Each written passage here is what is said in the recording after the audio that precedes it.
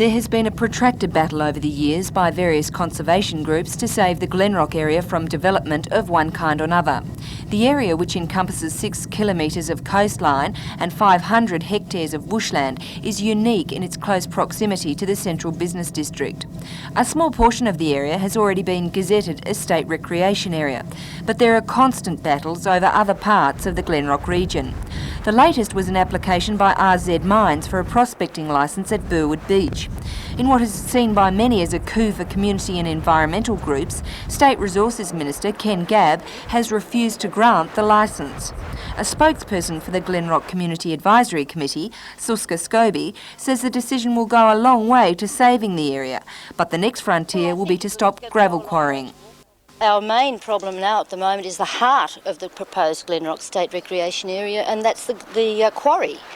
And the authorities have given no assurance that they're going to do anything active in rehabilitating. They're continuing to quarry, making all sorts of statements to scare people in terms of economic terms. It's going to cost so much to the ratepayer for this to be rehabilitated, or for gravel to come from elsewhere, but then it's going to cost a lot of money to rehabilitate it, and the more it's ripped apart, the more it's going to cost. Somewhere there has to draw a line, and I think the quarries are the big problem at the moment.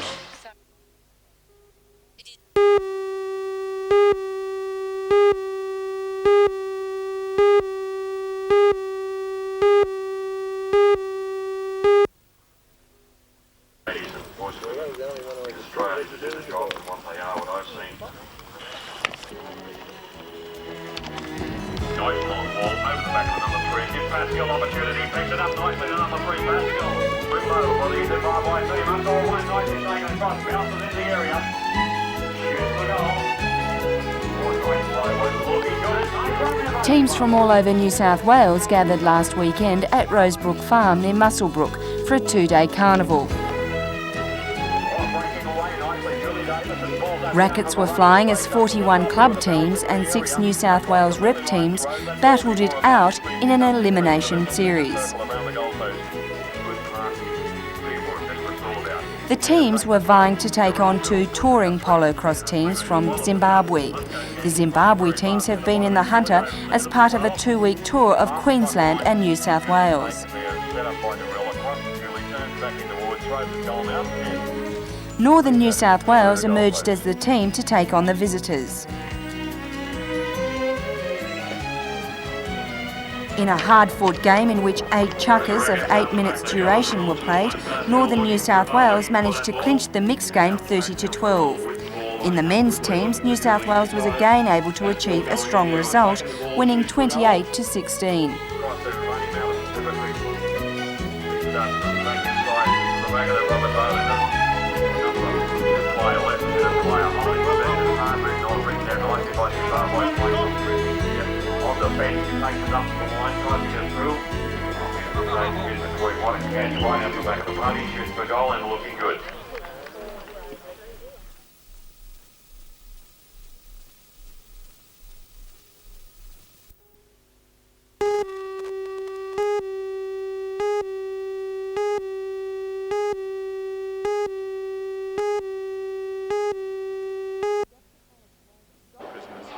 Dr Alex Wodak, Director of the Alcohol and Drug Service at St Vincent's Hospital in Sydney, says AIDS among intravenous drug users hasn't become a real problem yet.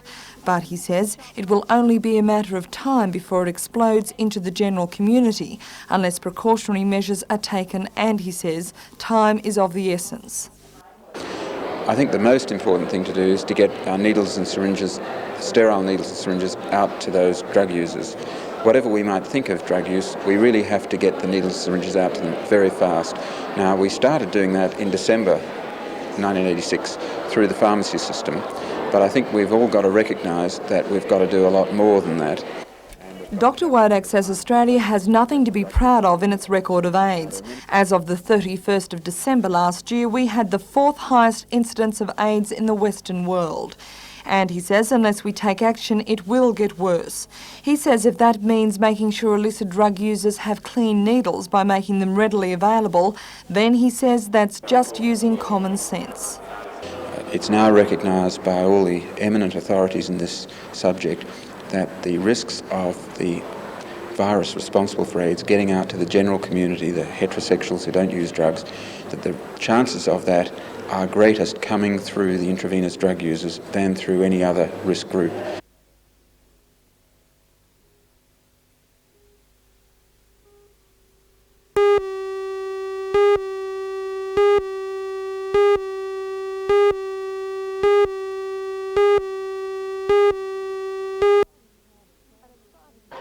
An excited crowd of family, friends and fans waited this morning for the arrival of the now world-famous marching koalas, and they were transported in what else but koala tours buses. It was an ecstatic but tired group that were hugged and welcomed home.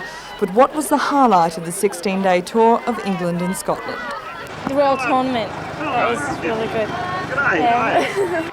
Bandmaster Peter Boyce says it took the band members a few days to settle down and get over the long flight. It took them about 5 or 6 days to really settle down. And by the time they played the Barbican Centre and the Chelsea Old Return Soldiers home, it was probably as good as Pasadena.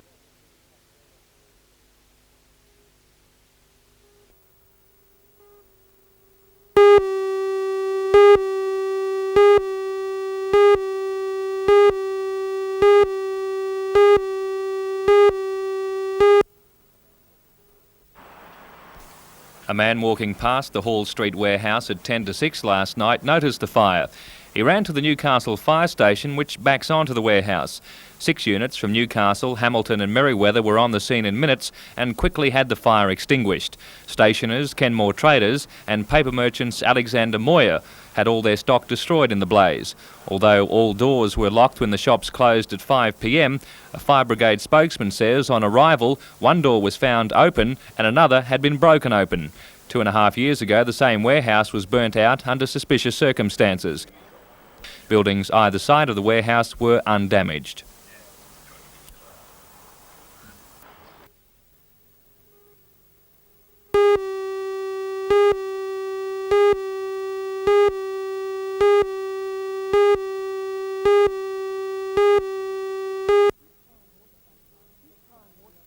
This prime waterfront site is set to go under the auctioneer's hammer in Sydney on Thursday. It is being billed by the auctioneers, LJ Hooker, as a possible site for a hotel convention centre and is expected to sell for around $2 million.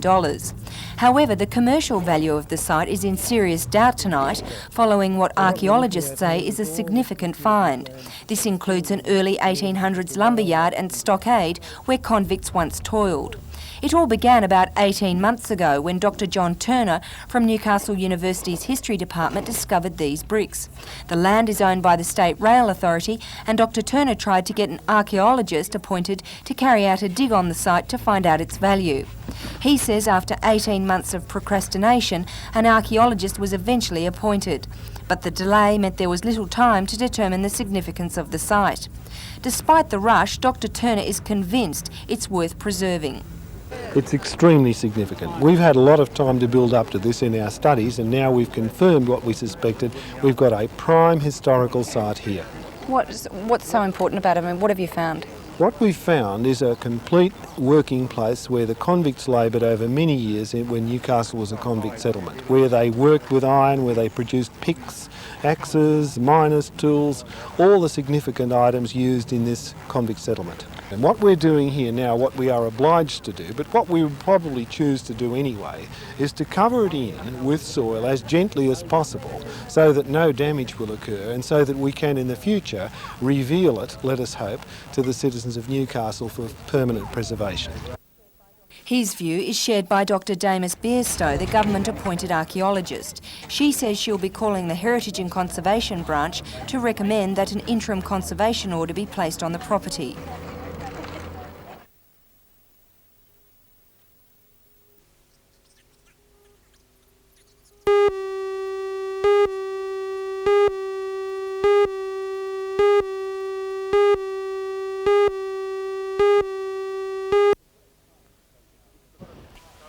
It's the first time the Tokal Ag College has opened its working dog seminar to the public. Well-known trainer Neville King from Rylstone took participants through the basics of training and bringing up a working dog. Some of the four-legged participants couldn't disguise their enthusiasm to get stuck into the practical, while others looked a little more reluctant to leave their keeper's care. After all the points about how best to train your working dog are covered, then it's time to choose the best name. A name that not only sounds good when it's meant to sound good, but sounds nasty when you want it to. Ringo's all right because you can, if you're rousing them or something, you say Ringo. It doesn't sound too bad, but Ringer, you can't get a sort of sharp sound to it. It sort of peters out. You're just starting to get a bit of feeling into it, and it dies. Like Reddy's all right, and Sybil, you can make that sound fairly nasty. Finally, it was time to see the working dogs in action. And while Tokau's test flock of sheep looked a little bemused by the whole affair, it was clear the dogs enjoyed doing what they do best.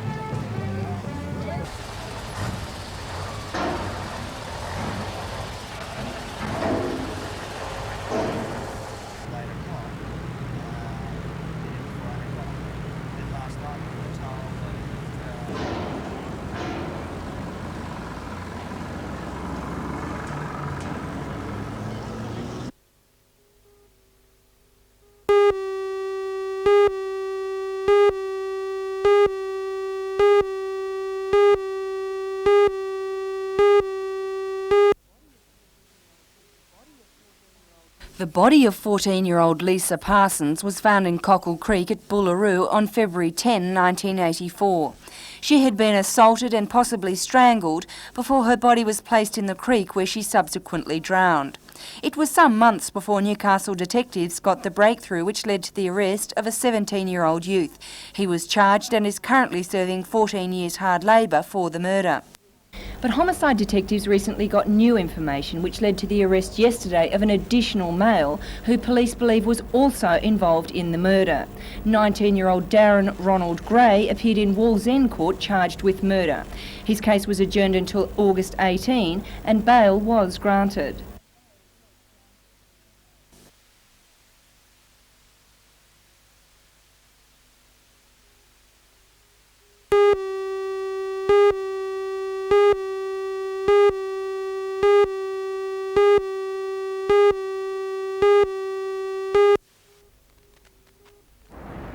The dream cruise from Devonport turned into a nightmare after the ship entered the Heads early yesterday morning. The luxury ferry was in Newcastle for a routine overhaul at the floating dock, but first had to unload its passengers and their cars. A ship, the Ping Chau, occupied the only berth with roll-on, roll-off facilities.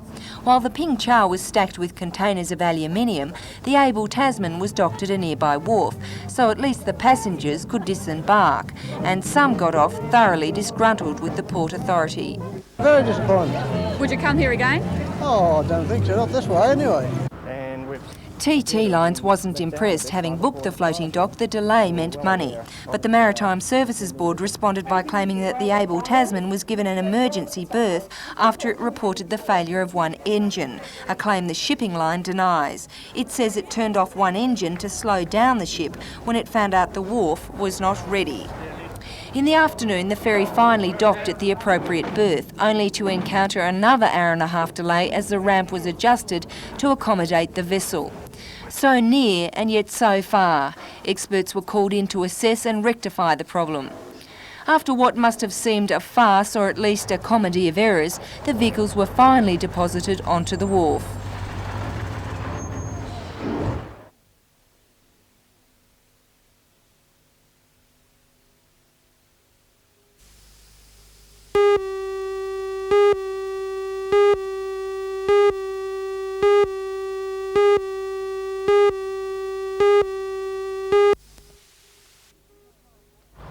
This This prime waterfront site, which LJ Hooker says is probably the best site ever to go under the hammer in Newcastle, continues to be the cause of a massive wrangle. Its commercial value is in serious doubt after archaeologists and historians uncovered Australia's earliest known industrial site. It was once a lumber yard and stockade where convicts toiled in the 1800s. Unions yesterday joined the row and sent Premier Unsworth a letter calling for a moratorium on any development.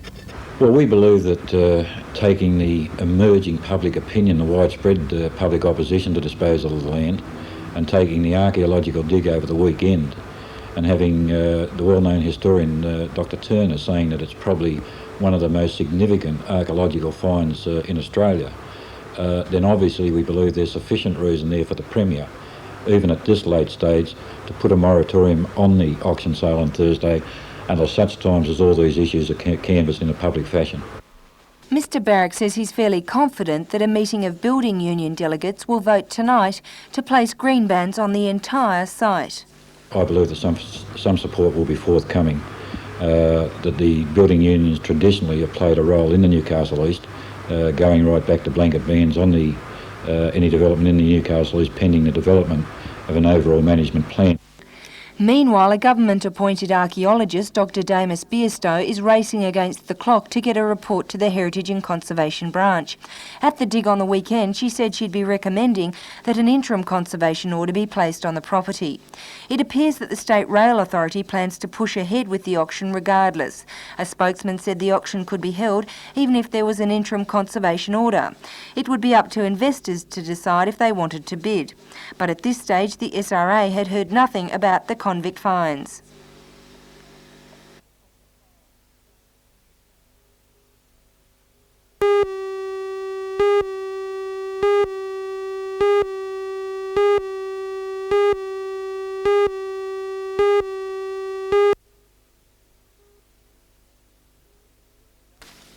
The workers received their notices when they arrived at the brewery this morning, discovering they had jobs until only the end of the month. John Ryan, Chief Executive of Bond Brewing in New South Wales, said the decision was caused by falling beer sales as consumers turned to cask wines. Bond Brewing has also scaled down production in its Grafton plant, and 40 people have been made redundant there.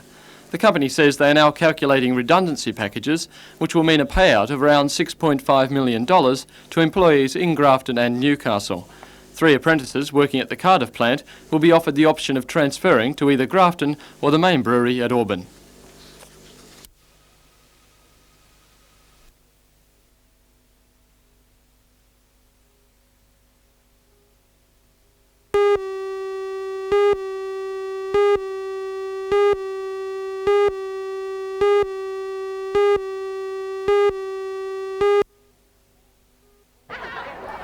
Almost 1,000 students from 9 regional high schools in the Hunter were involved in the study. People between the ages of 12 and 17 were chosen at random and asked to fill out a confidential questionnaire. The study found that alcohol and pain relievers were the most commonly used drugs, with 60% of 16-year-olds reporting that they drank alcohol in the last month. Many of these, 53% of the boys and 24% of the girls, consumed enough alcohol at least once a fortnight to be in the dangerous drinking range. More than half of this age group also take analgesics on a monthly basis. Tobacco, marijuana and inhalants were the next most commonly used drugs. About 25% of the Hunter's 16-year-old boys and 13% of its girls of the same age claim they smoke marijuana monthly. According to Raoul Walsh, the Health Department's Regional Coordinator of Drug and Alcohol Services, the findings are cause for concern. Well, the implications are that for some of them their future health and safety and their home lives are going to be disrupted by their alcohol, marijuana and use of other drugs. And this is going to put quite a burden on the society in the future. Although these statistics don't augur well for the Hunter, at least it's better news on the hard drug front.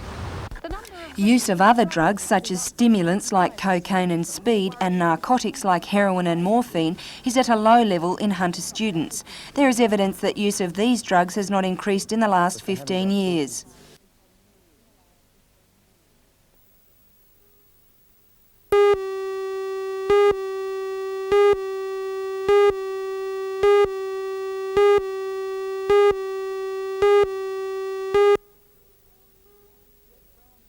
Jeff Brown from the Miners Federation says the meeting voted to obtain more information from the management of the mine before resorting to industrial action. A meeting is to be held on Monday. Mr Brown says the reason for CSISO's decision to retrench the 227 workers is that the company wants to switch its emphasis to a different type of coal. Well, CSR say they want to concentrate on the coking coal market, where 12 months ago they wished to concentrate on the energy market. Because of the decline in prices from the Japanese market, they no longer wish to concentrate on that market, and therefore they don't need the coal production or the people to work in the coal mine that they've currently got. What's the Miners Federation plan? What do they intend to do? Well, we believe that mining companies are holding a lot back as far as their accounting figures. We have taken the decision today that in the event of companies closing mines, we will be seeking from the state government to remove the leases of those mines from the company, and maybe there may be somebody else that wants to operate those leases. Hard line? A very hard line, but we've got people that are going to be out of work.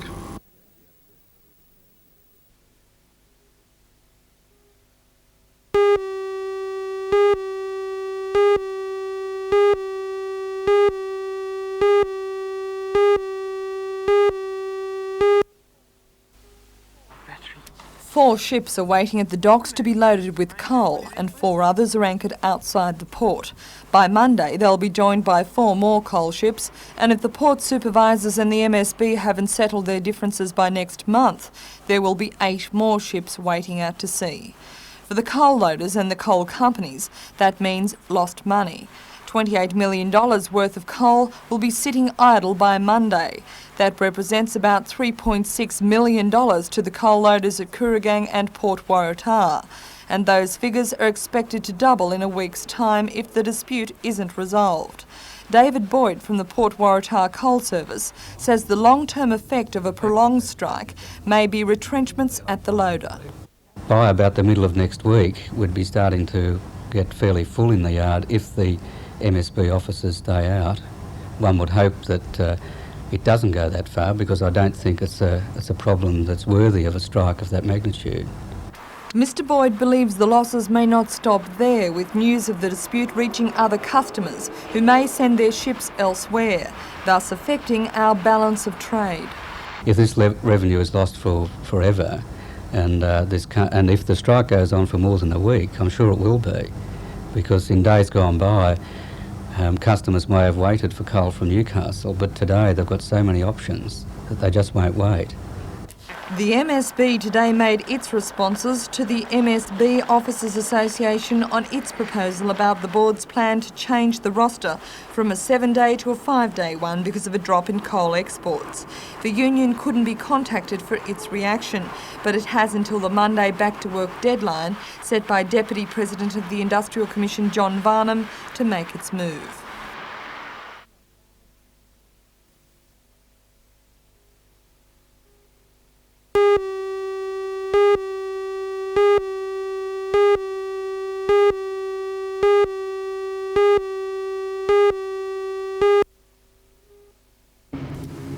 It's the second time the Newcastle station has opened to the public. It's been described as a no-frills PR exercise to give the public a realistic look at police, their equipment and the station itself. Tours start in the basement car park with displays from the Highway Patrol, Rescue Squad, Scientific Squad, as well as the Breath Analysis section. In small groups, people are then shown the Police Operations Centre, charge room, cells, indoor pistol range and SWAS team equipment. Newcastle station will be open again to the public tomorrow between 10 and 3.